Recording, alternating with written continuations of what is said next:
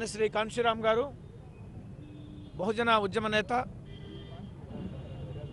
రాజ్యాధికార సిద్ధాంతకర్త, బాబాసాహెబ్ డాక్టర్ అంబేద్కర్ అడుగుజాడల్లో నడిచినటువంటి వ్యక్తి.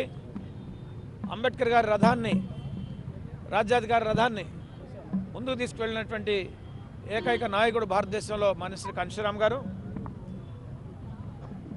ఆయన తర్వాత మేడం మాయావతి గారు బహుజన ఉద్యమ రథాన్ని ముందుకు తీసుకువెళ్తూ భారతదేశ వ్యాప్తంగా బహుజన ఉద్యమాన్ని, బహుజన సమాజ్ పార్టీని బలోపేతం చేసుకుంటూ శక్తివంచన లేకుండా కృషి చేస్తూ ముందుకు వెళ్తూ ఉన్నారు. మేడం మాయావతి గారి నాయకత్వంలో బహుజన సమాజ్ పార్టీ భారతదేశ వ్యాప్తంగా బలపడతా ఉంది.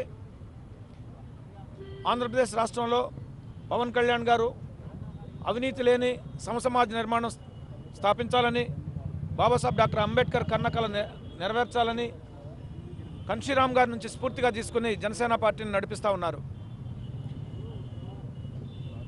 నిన్న లక్నోలో మేడం మాయావతి గారిని కలిసి బహుజన సమాజ్ పార్టీతో పొత్తు కుదుర్చుకున్న విషయం మనందరికీ తెలిసిందే.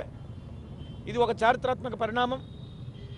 ఇది ఒక ఆంధ్రప్రదేశ్ రాష్ట్ర రాజకీయాల్లో ఒక నూతన అధ్యాయం, ఒక గొప్ప శుభారంభం అని చెప్పేసి ఈ సందర్భంగా నేను తెలియజేస్తున్నాను. ఏ పేద బడుగు బలహీన వర్గాల కోసం బహుజన సమాజ్ పార్టీ పనిచేస్తుందో అదే పేద బడుగు బలహీన వర్గాల కోసం జనసేన పార్టీ కూడా కృషి చేస్తూ ఉంది. మరొక పక్క సిపిఐ, సిపిఎం పార్టీలు కూడా పేదవాళ్ల పక్షాన్ని నిలబడి పోరాడుతున్నారు.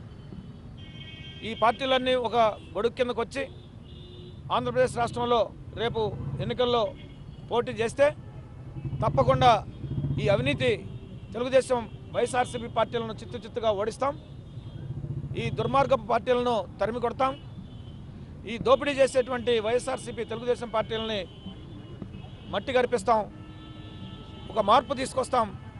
పవన్ కళ్యాణ్ గారు, మాయావతి గారి యొక్క నాయకత్వంలో ఆంధ్రప్రదేశ్ రాష్ట్రంలో పేద బడుగు బలహీన వర్గాల ప్రభుత్వం ఏర్పడుతుంది. For more updates, please subscribe 99 TV Telugu.